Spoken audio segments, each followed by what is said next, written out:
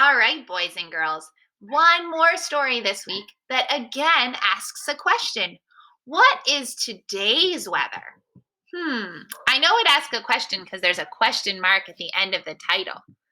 Also, this looks like it's going to be fiction or nonfiction. What do you think? Yeah, probably nonfiction because it's asking a question that the author is going to work to answer. And it looks like real photographs. Now, boys and girls, so far this week, we've talked about changes in seasons. We've talked about changes in temperature and in weather.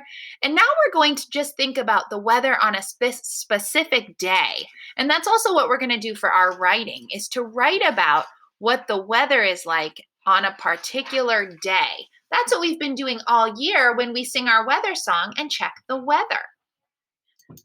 What is today's weather? Temperature. What is the weather like today? What is the temperature outside? And it says here in the caption that thermometers measure the temperature. So whether we often use a word like sunny, cloudy, or windy, or snowy to describe the weather, but there's more to it than that. We also, to describe the weather, should talk about the temperature. So if it's warm, hot, cold, chilly, freezing, there are so many temperature words. You could even make a list and then use that list to describe the temperature each morning when you sing the weather song. Is it hot? Is it warm? Is it cool? Is it cold? Clouds and sun. What does the sky look like? Is it bright and sunny? This is where you go to the window or go outside and you look up. You have to check the sky to give your weather report. Can you see the sun? Is it bright and sunny? Is it partly cloudy? So that caption helps us understand that sometimes the sun gets hidden behind clouds. Or do clouds fill the sky? And if it was filling the sky, you would probably say cloudy. So you might say sunny, partly cloudy, or partly sunny, or you might even say just cloudy. Does fog fill the air? Fog can make it hard to see.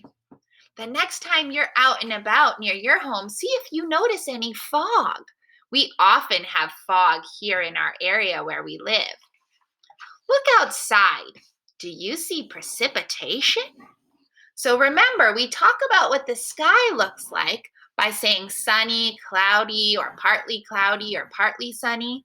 We talk about the temperature, and then the third part of our weather is the precipitation. So if you really want to get fancy giving your weather report, you could call yourself a meteorologist because a meteorologist checks the weather. Then you could go to your window and identify the weather, the temperature, and the precipitation. Look outside. Do you see precipitation? Is it raining? Rain is water that falls in drops. Light rain is a sprinkle. Heavy rain is a downpour. Look at all these weather words. Remember the other day when we talked about a light breeze, or a light wind, which is a breeze, or a really strong wind, which is a gust? Those words described wind, but these words describe rain. A light rain might be a sprinkle, or we might say it's drizzling outside. But a really heavy rain would be a downpour. Can you say sprinkle? How about downpour? Great job using even more weather word vocabulary. Some thunderstorms have very little rain. Rain with thunder and lightning is called a thunderstorm. And I know you learned about that in our video this week. Hail can form in thunderstorm clouds. Hail forms in many sizes. If it ever hails, once it's safe to go outside, it's really fun to explore what hail looks like. It's like little balls of ice. Is it snowing? Short, light snowfalls are flurries. So to describe snow, we could say flurries. Or Long, heavy snowfalls or strong winds with blowing snow are blizzards. So flurries for a light snowfall or blizzards for a strong snowfall. What's your favorite kind of weather? Boys and girls, I would like you to describe your favorite kind of weather to your learning coach, and then make sure you tell them some of the new vocabulary words that you learned to describe rain or snowfall or to describe any weather that you see.